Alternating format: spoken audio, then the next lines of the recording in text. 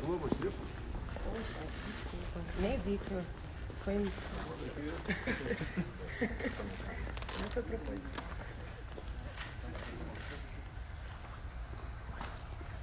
Podemos? Por favor. Bom, então mais uma vez, bom dia. Estou aqui na minha primeira missão a Brasília, após a minha reeleição ao governo de Minas. E vim aqui tratar com o presidente questões que envolvem o Estado, como o metrô de Belo Horizonte, onde o governo federal vai aportar 2,8 bilhões de reais e o Estado se comprometeu a aportar 400 milhões, que já é uma realidade.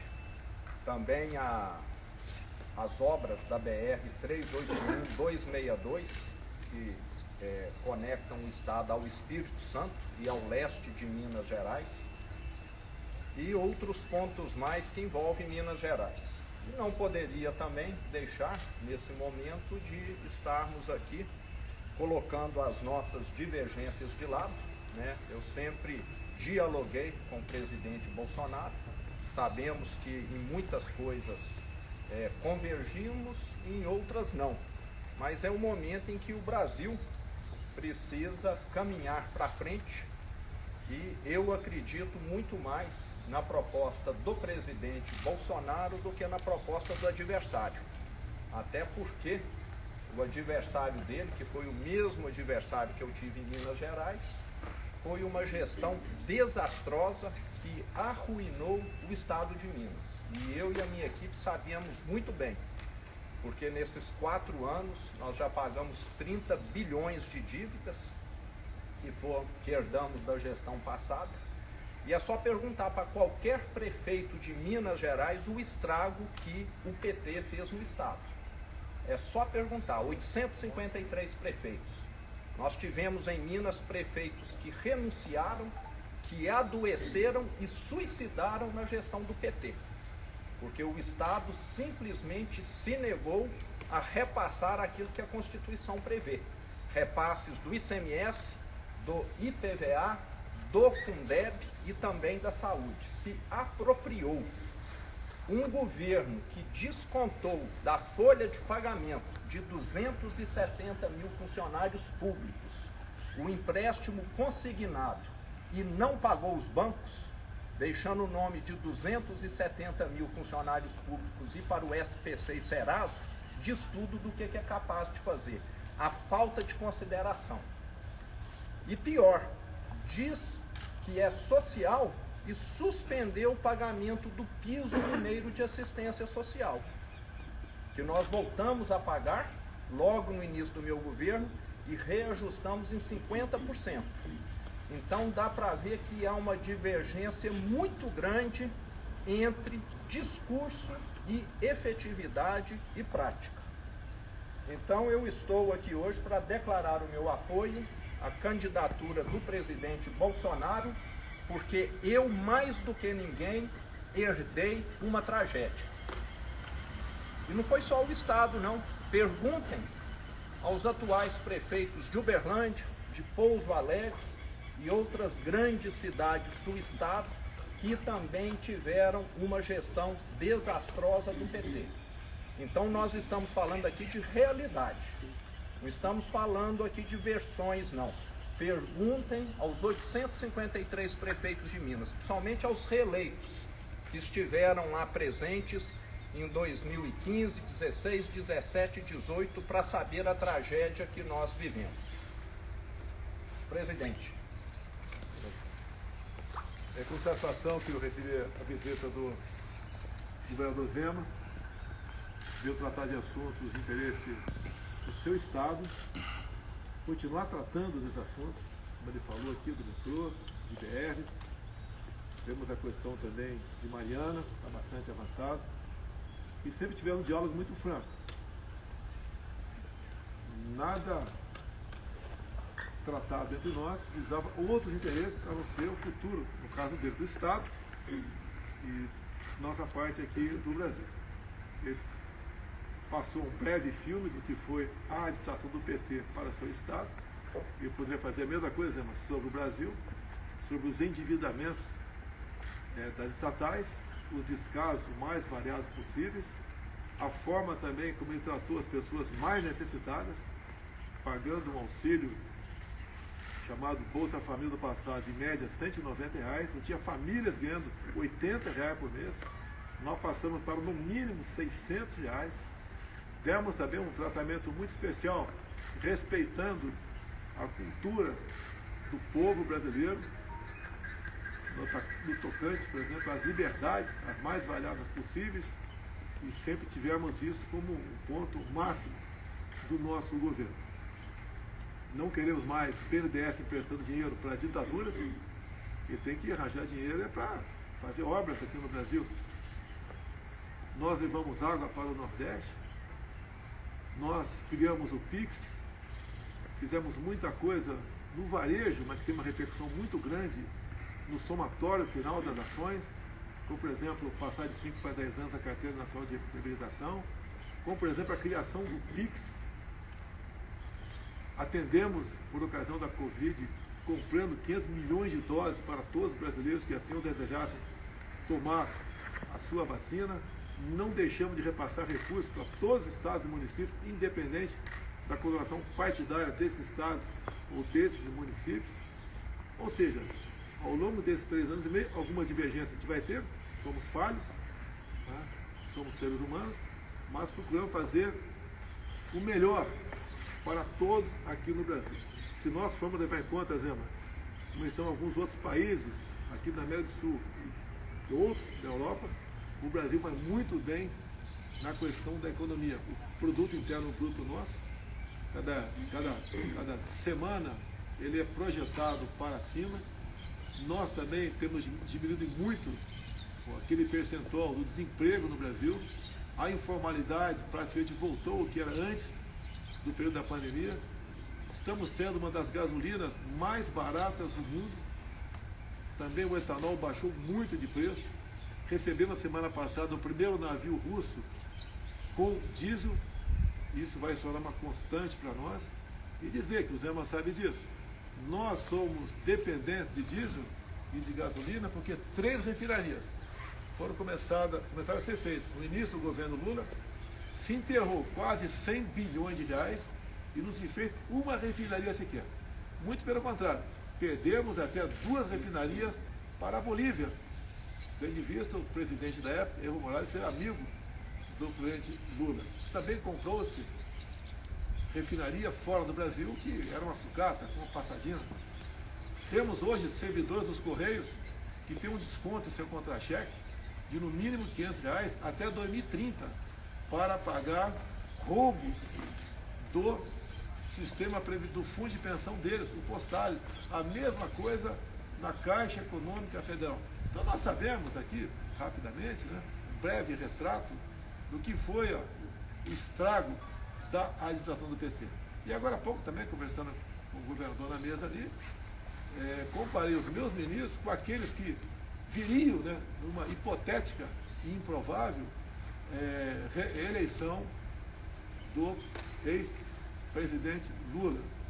Simplesmente é incomparável. Temos aqui 2 ministros me acompanhando, o da infraestrutura, que mesmo com teto de gastos fez muito mais do que mais de 14 anos de administração do PT, e também a questão do meio ambiente, que é uma questão muito sensível a todos nós, e nós comparamos com outros ministros do meio ambiente. O que poderia vir no governo Lula seria um travamento de tudo quanto é obra no Brasil. Ou seja, também falamos rapidamente sobre o que é o Brasil perante o mundo, a sua importância. Somos hoje os maiores produtores de alimento do mundo, temos projetado também sermos os maiores produtores de energia verde, via eólica offshore. Nós vamos reindustrializar o Nordeste com isso. Países já têm nos procurado para buscar contratos. Ou seja, o Brasil está despontando para realmente ser aquele país que interessa e é o sonho de todos nós. Então esse apoio do governador Zema é muito bem-vindo. É o estado, é o segundo estado, é o maior colégio eleitoral do Brasil e é decisivo. Só quem ganha lá, diz a tradição, pode realmente chegar à presidência da República. Então há esse interesse meu, obviamente por parte do governador, como agora tem 2 opções, entre as 2 uma descarta de imediato e a outra é continuidade do que fizemos até o momento e fará bem para o Estado de Minas e para o Brasil. Então eu agradeço aqui o apoio do Zema nesse momento, mais do que bem-vindo, ele é essencial, ele é decisivo para a nossa reeleição. Muito obrigado, Zé. Governador, uma pergunta. A votação do senhor foi bem maior do que a do presidente em Minas. Queria saber o que o senhor atribui a esse resultado e o senhor acha que dá para diminuir essa diferença? Com toda certeza, o eleitor é pragmático. Eu sempre menciono que ficou erroneamente na memória do brasileiro uma ideia de que nos anos Lula nós tivemos uma prosperidade.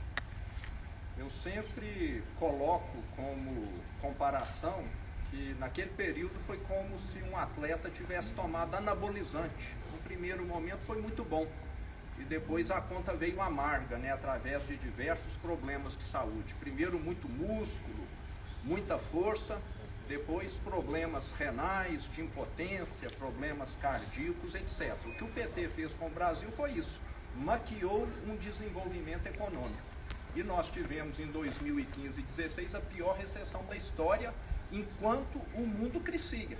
Só o Brasil conseguiu dar marcha ré em 2015 e 2016. Entre 2015 e 2016 perdeu-se 3 milhões de empregos no Brasil. Em 2020 e 2021, com a Covid, criou-se quase 3 milhões de empregos no Brasil. Presidente. Imagine se tivesse tido, se essa pandemia fosse com uma administração do PT no Brasil. Presidente, por favor, com o apoio do governador Zema, o senhor acredita que é possível virar a eleição em Minas? Eu tenho certeza disso. O Zema tem gosta de grande credibilidade, dado a administração que ele fez. E esse apoio, no meu entender, é decisivo. E em Minas Gerais, nós vamos ter uma boa diferença para o adversário. Já com essa linha aí, presidente, na Jovem Pan, está ao vivo. O senhor já tem um acerto de agenda? A ideia é andar com o governador no estado de Minas, algumas cidades em que os votos não atingiram a expectativa, é refazer essa rota aí, presidente? Sim, já foi rapidamente aqui tocado esse assunto, obviamente, Boa Minas. Dia 12, votar em Minas Gerais no encontro com o apóstolo Valdemiro, tá? Um encontro religioso. Eu até já agradeci ele agora há pouco, fiz um vídeo para ele. E temos também já pré-acertado uma agenda política no Estado. Eu pretendo ir pelo menos 3 vezes no Estado de Minas Gerais. O senhor vai a São Paulo hoje, presidente? Tenho 2 eventos também religiosos em São Paulo, vou com a minha esposa, que ela é evangélica. E temos uma outra atividade também, está faltando a gente só a confirmação para participar da mesma.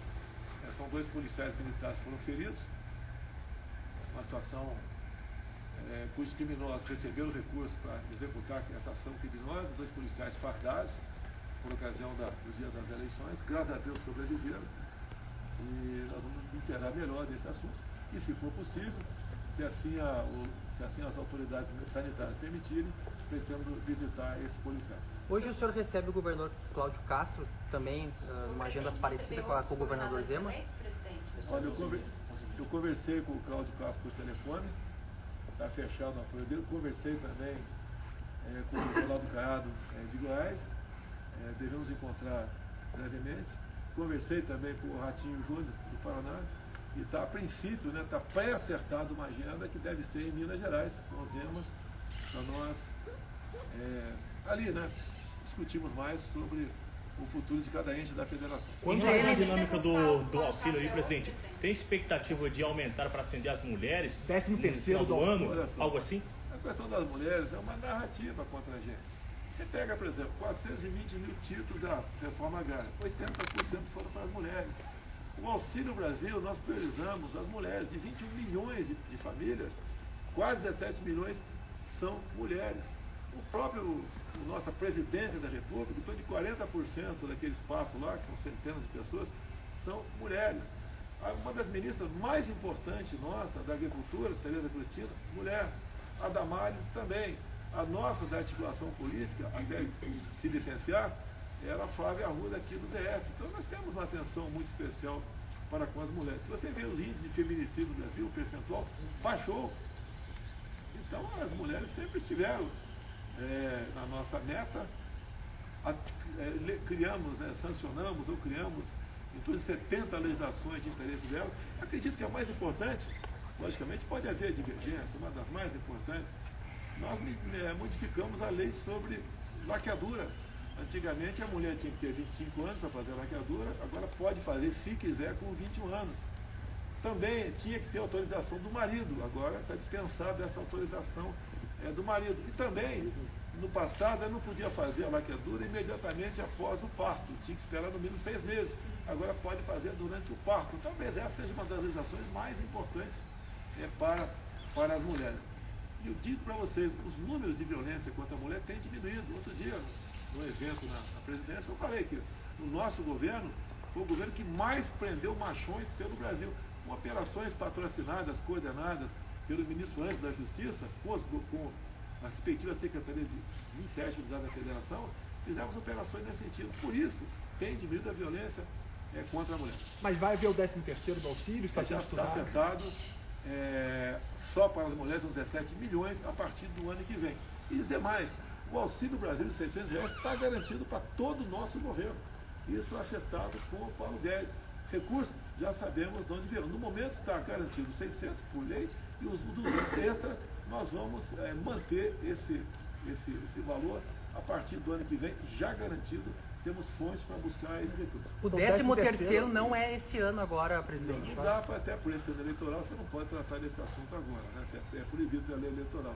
A partir do ano que vem, 13º para o Auxílio Brasil. E dizer uma coisa, além de ajudar as pessoas mais pobres, as mais necessitadas, ajuda na receita de municípios e do próprio Estado. Eu ouso dizer que, em grande parte, o que ajudou a economia a não colapsar durante a pandemia foi o auxílio emergencial de R$600.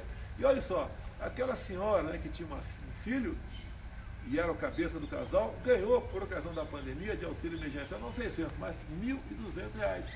Então, nós sim atendemos as mulheres, não com discurso ou palavras bonitas, né, mas com realizações e com ações. O senhor vai procurar a Semineto também? Do apoio de hoje, se o senhor tivesse recebido no início, o senhor acha que evitaria no segundo turno? Nós conversamos antes, o passado é passado. Eu tive um candidato lá em Minas, não fiz uma campanha massiva para ele, até porque tinha uma simpatia com o Zema, falei com ele sobre isso, e a intenção dele vir candidato era me ajudar em pontos mais isolados por Minas Gerais.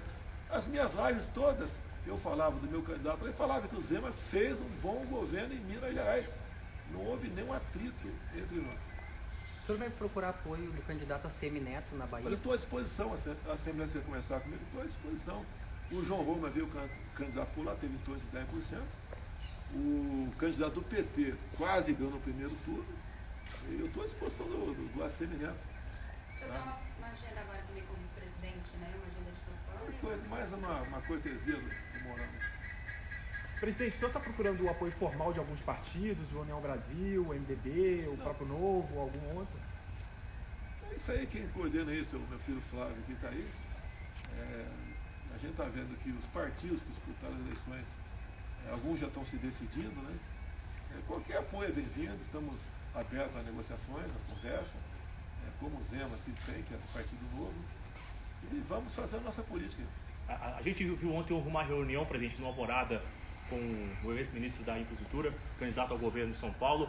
Qual foi essa reunião de ontem? O senhor pode adiantar sobre isso? O Tarcísio foi um fato novo na política.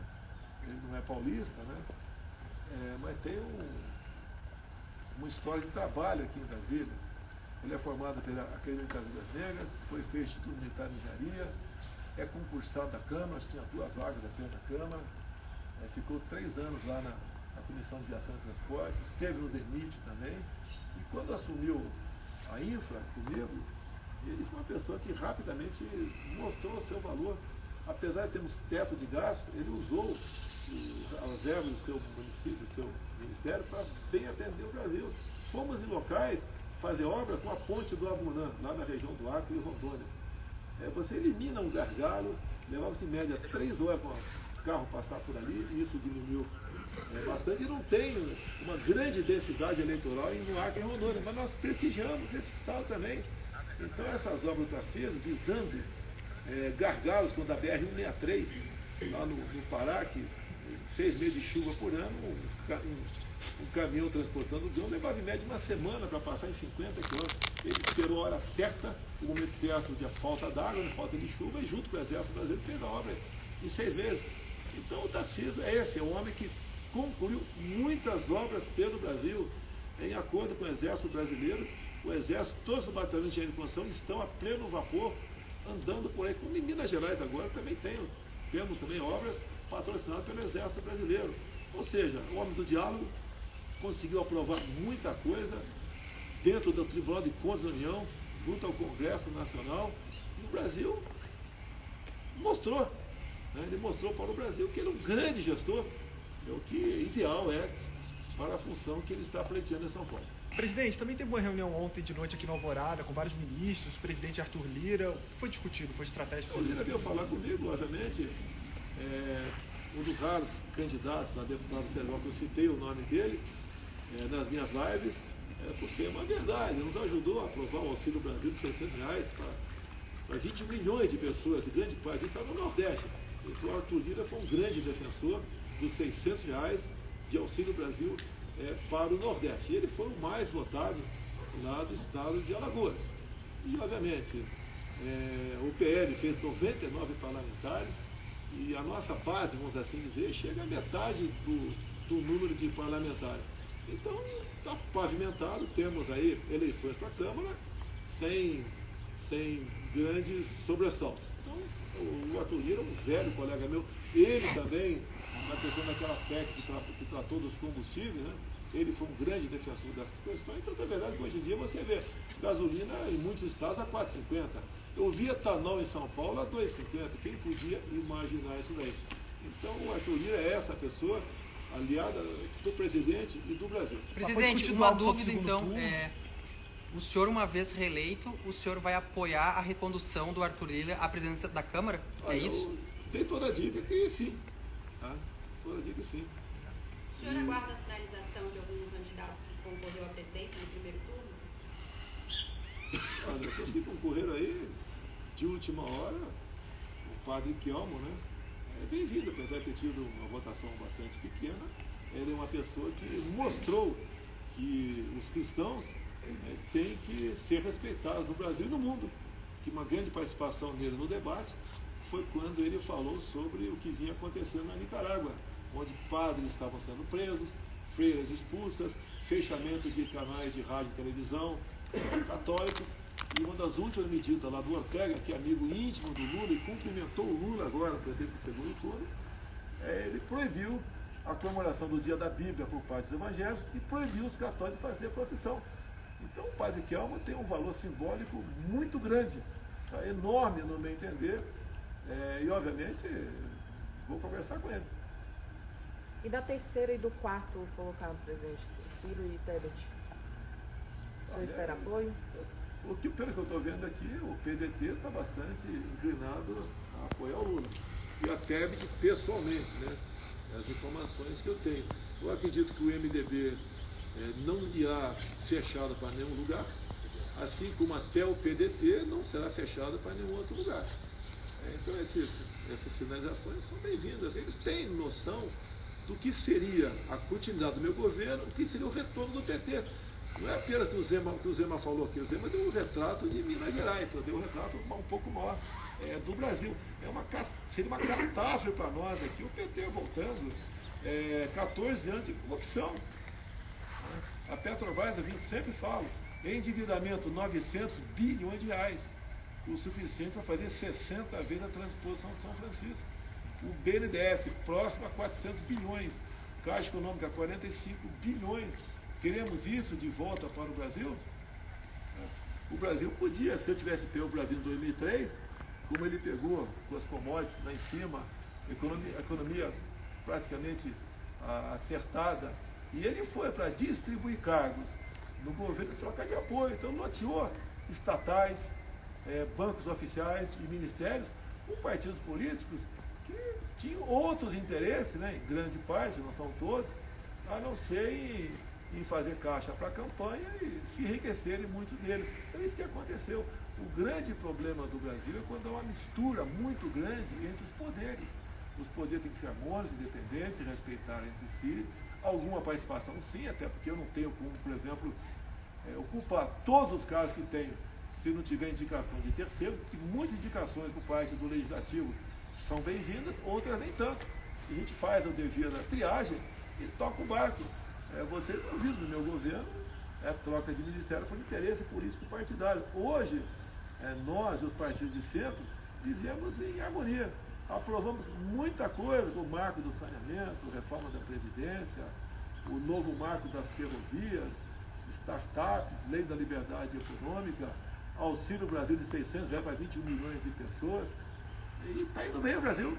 E nós conseguimos ali buscar um ponto de equilíbrio e funcionarmos em harmonia.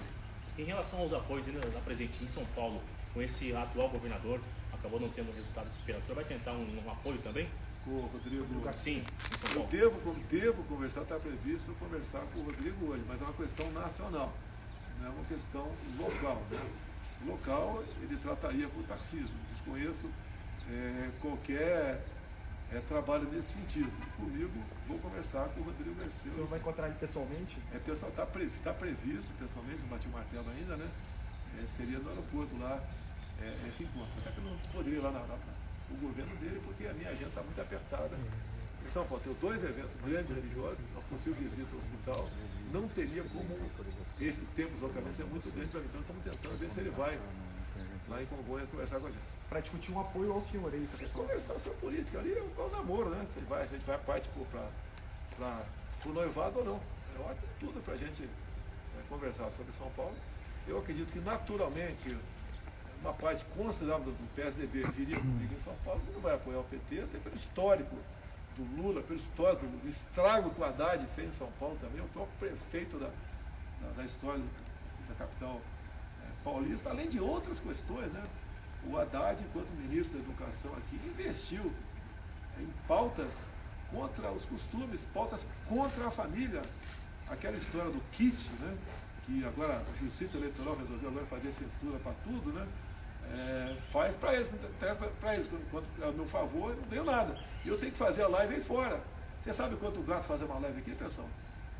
Talvez alguns centavos da energia elétrica. Sabe quando eu saio daqui? Que eu gasto? Alguns milhares de reais.